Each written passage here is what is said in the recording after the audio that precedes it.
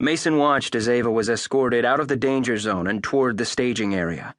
She'd finally texted him 15 minutes earlier, stating that she was fine and the shooter was down. Recent reports had the shooter dead with his own bullet in his brain. The staging area had settled into an organized arena of police, EMS, and fire departments working as a team to address the needs of the exiting shoppers. 5 ambulances had left with victims, 2 still breathing, 3 not. Her gaze instantly found him, as if she heard his thoughts across the crowd.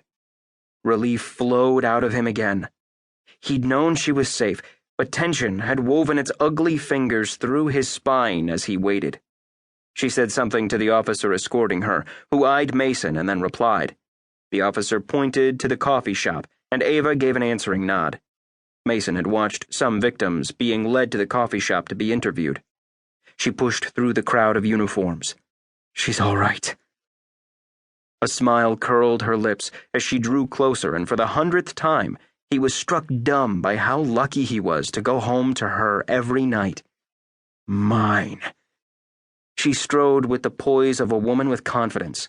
Strands of her dark hair had come loose from her ponytail, and she had blood splattered across her legs, but he focused on her dark blue eyes. She was never glamorous. She had girl-next-door looks that were enhanced by a sharp brain and dry sense of humor. The perfect woman for him. She moved into his arms and clutched him tight, her face in his neck. He felt her chest expand and slowly deflate with a long, slow exhalation. The smell of sunshine on hair and skin wafted across his nose, and he gripped her tighter. His eyes started to burn, and he rubbed a knuckle across one, blinking rapidly. Damn it. Her torso vibrated with a low laugh. "Not funny," he said. "I didn't know what was going on in there." She pulled back to meet his gaze, her dark eyes calm. "I know. It wasn't easy to put what I knew you were thinking out of my head." "What happened?" His toes curled in his boots as he listened to her story. "You could have left." She lifted a brow at him. "Or not." He got it. He needed to let her do what was right. Didn't mean he couldn't worry. "I have another debriefing, and I'm starving. What are you supposed to be doing?" she asked. "They're pulling together a task force to review statements, video, and every scrap of evidence to figure out why this happened. Ray and I have been assigned to it, but they're still figuring out the best place to set it up. For now, I'm helping taking statements until they find a location. Ray's already taking some in there." He nodded at the coffee bar. "That's my destination." He took her hand and led her across the parking lot. It no longer mattered how late he worked today. She was safe. Ava sat at a table in the mall's coffee bar. The employees were gone except for 2 managers who'd asked to stay and brew free coffee. Plastic cups holding iced coffee and thick green straws sat on every table.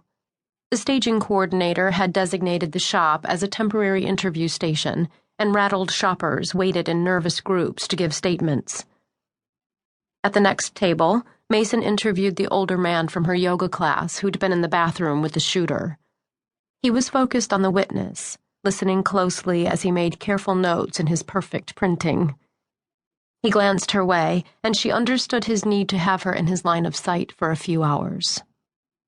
She'd felt horrible when she spotted the missed texts and calls from Mason on her cell phone, fully aware of his terror and anger last spring when a serial killer had kidnapped her, believing Ava belonged to him.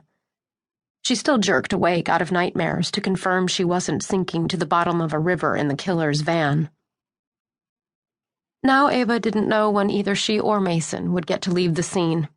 Every time she turned around, one of the incident commanders had just a few more questions. Ava had downed a grande iced coffee and a scone and tried not to talk with her mouth full. She looked patiently at the Washington County sergeant across from her. His mustache triggered 1970s porn music in her head, but his voice made her want to watch a Western. "I think we're done."